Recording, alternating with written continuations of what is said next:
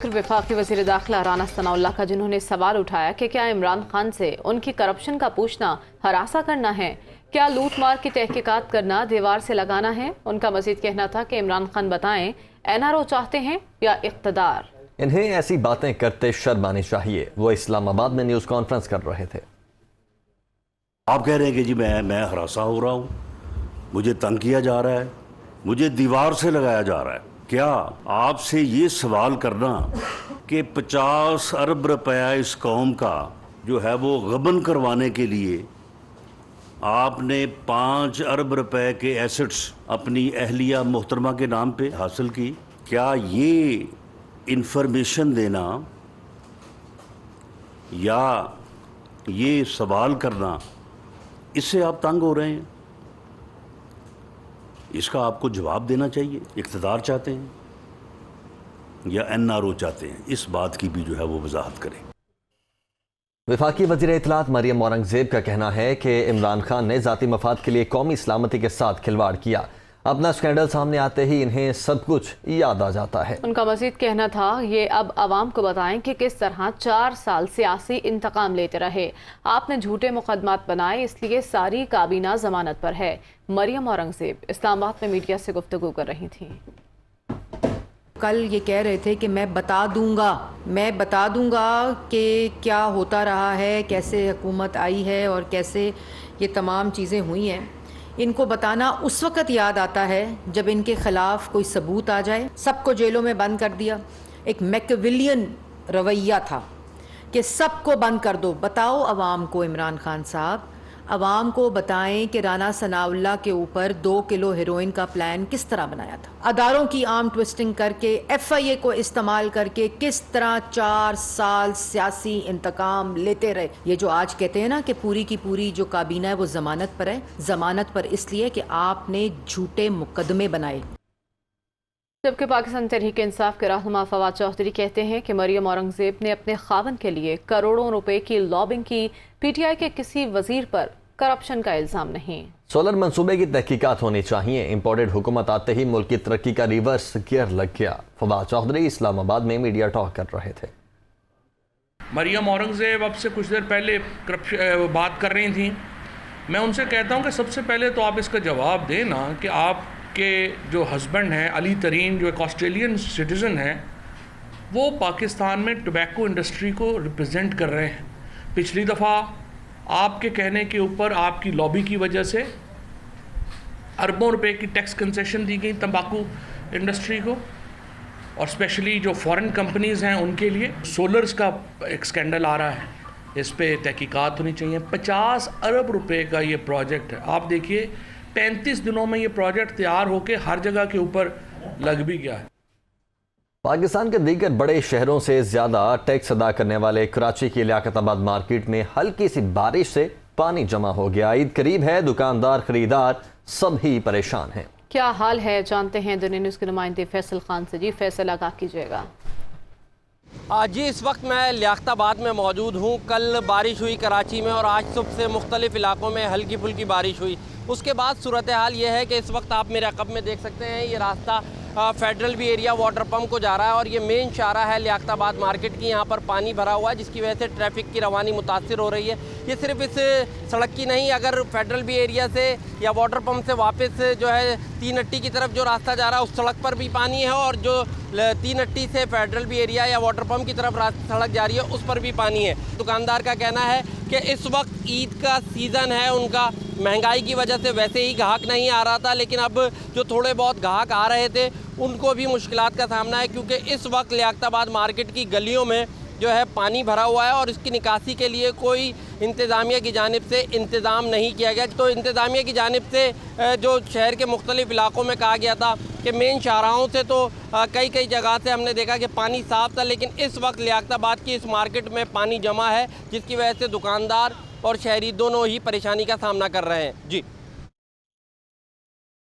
ये तो थी मार्केट की सूरत हाल। अब कराची मवेशी मंडी की सूरत हाल से आपको आगाह करेंगे, जहां बारिश के बायस सड़कें तालाब का मंजर पेश कर रही हैं। व्यापारियों की मुश्किलात में इजाफा हो गया है। खरीदार जानवर खरीदने में मुश्किलात का सामना कर रहे हैं। मजीद बता रहे हैं शुएब बुखारी।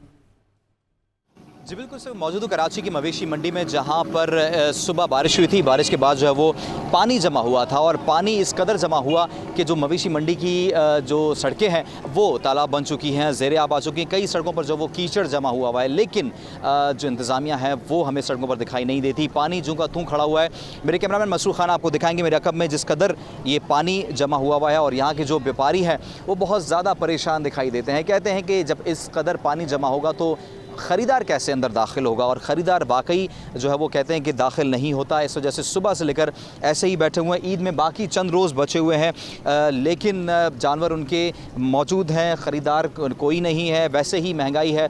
जब ख़रीदारों से बात की जाती है कि आप जानवर किस रेंज तक ख़रीदना चाहते हैं, तो वो बताते हैं कि हमें हमारी ख़रीद की जो इस्तात है वो 1 लाख से 1.25 लाख या 1.5 लाख तक है। लेकिन यहाँ जो मंडी का जो रेट है वो बहुत ज़्यादा हाई है। तकरीबन 3 लाख 4 लाख का जो जानवर यहाँ पर फ़रोख्त हो रहा है। हमारी इंतज़ामिया से भी बात हुई। इंतज़ामिया का ये मौक़िफ़ है कि उन्होंने हर जगह पे जो है वो पाइप्स लगा रखे हैं, जो कि पानी को संक्शंस पाइप लगा रखे हैं जो कि पानी को खींच रहे हैं और उसको बाहर निकाला जा रहा है पानी को। लेकिन जहां हम मौजूद हैं ब्लॉक 5 में, यहाँ पर अभी तक पानी मौजूद है, लेकिन यहाँ पर इंतज़ाम की कोई मशीनरी नज़र नहीं आ रही। जी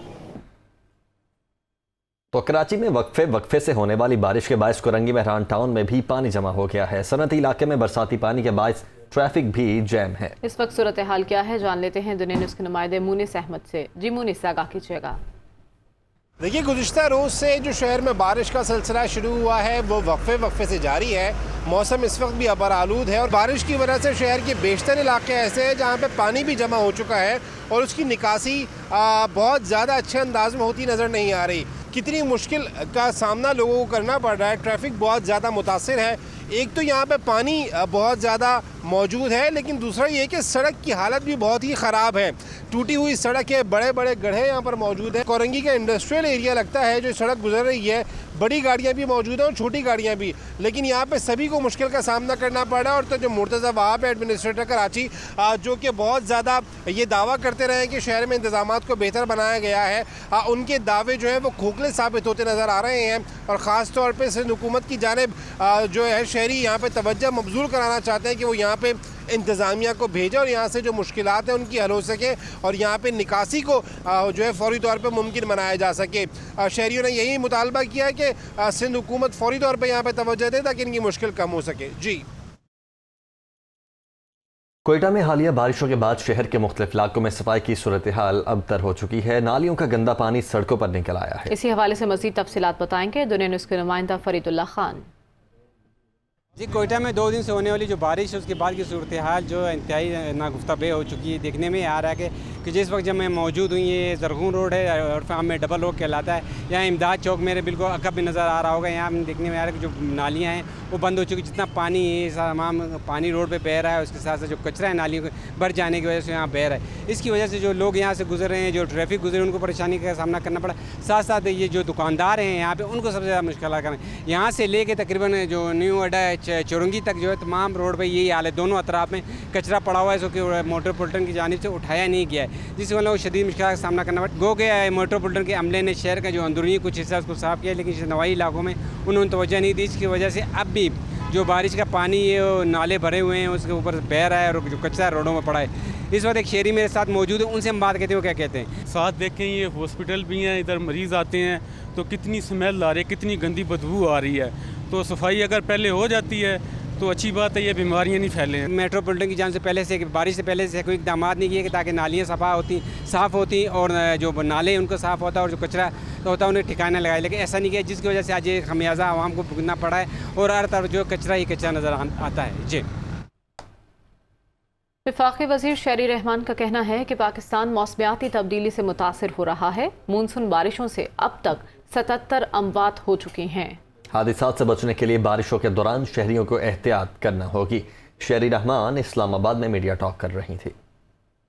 सोच और विचार का वक्त है और हमें भी देखना पड़ेगा कि दूसरों की एक्टिविटीज़, दूसरों की ग्लोबल वार्मिंग एक्शंस की वजह से पाकिस्तान में ये हो रहा है और ये पूरे खित्ते में हो रहा है। वेदर पैटर्न्स यहाँ शिफ्ट करते हैं। इस वक्त 68 डेथ्स रिपोर्टेड थी, अब 77 है जी। 77 अमवात हुई हैं, लोगों को ख्याल करना होगा कि ये इतना ये जो हमें मानसून में निकलते हैं और तार अगर फैले हुए हैं या कुछ भी इस तरह की अर्बन सिचुएशन है, उसको हमें देखना होगा। आपको बराह रास्त इस्लामाबाद लिए चलते हैं। वफाकी वज़ीर सेहत अब्दुल कादिर पटेल तकरीब से खिताब कर रहे हैं। So we are going to change this name with Border Health Services, BHS, and we are going to connect that entry and exit point data with NADRA. Every person who is coming to the Pakistan and living in Pakistan, he would be registered as he is vaccinated by COVID, he is vaccinated by yellow fever, and he is vaccinated by polio, at least 3 initially stage we are doing this. And the Prime Minister of Pakistan, I am thankful to Mr. Shehbaz Sharif Sahab, he approved over this proposal and we are rapidly moving on that.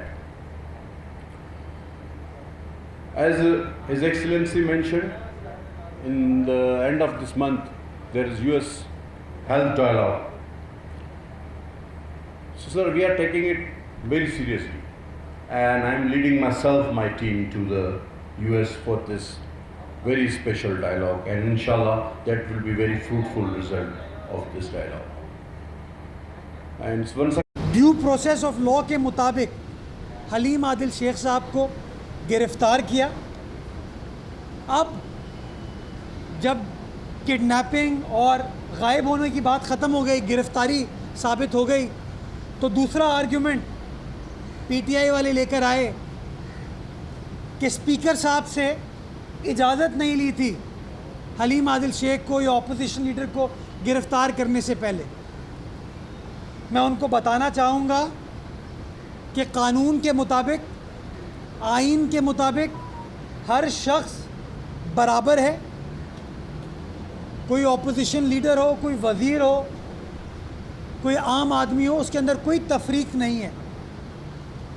मेंबरान assembly के लिए हमारे 2013 के कानून ये कहते हैं, और rule number 82 है 82, जो कहता है कि अगर कानून के मुताबिक किसी मुअज़्ज़िज़ मेंबर असेंबली के ख़िलाफ़ गिरफ़्तारी अमल में आती है तो आपको इमीडिएटली स्पीकर साहब को मुत्तला करना है, कोई इजाज़त नहीं लेनी, मुत्तला करना है। और वो तमाम कार्रवाई कानून के मुताबिक एंटी करप्शन डिपार्टमेंट ने की है।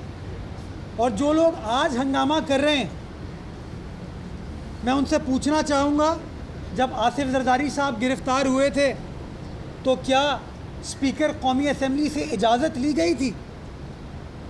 जब फरियाल तालपुर साहिबा गिरफ़्तार हुई थी तो क्या स्पीकर साहब से इजाज़त ली थी?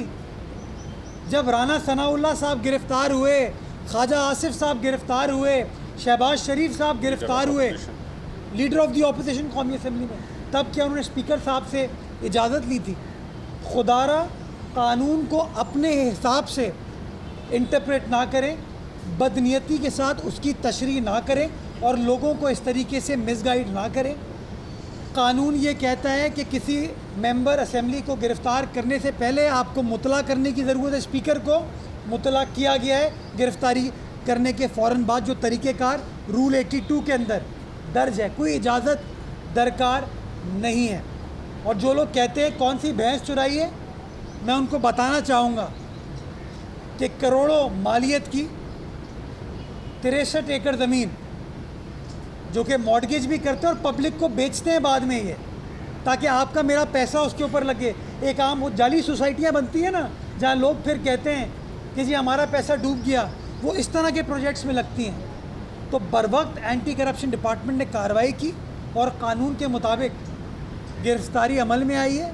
कानून के मुताबिक कार्रवाई होगी, अदालत के सामने रिमांड लिया जाएगा और रिमांड के बाद चालान पेश करने के बाद इसकी कानूनी पैरवी की जाएगी और जो अदालत का फ़ैसला होगा उसको इंशाअल्लाह मनोवन हम इम्प्लीमेंट करेंगे। लेकिन खुदारा ये भैंस चोरी का केस नहीं है, ये सिंध की आवाम की 63 एकड़ ज़मीन चोरी का केस है।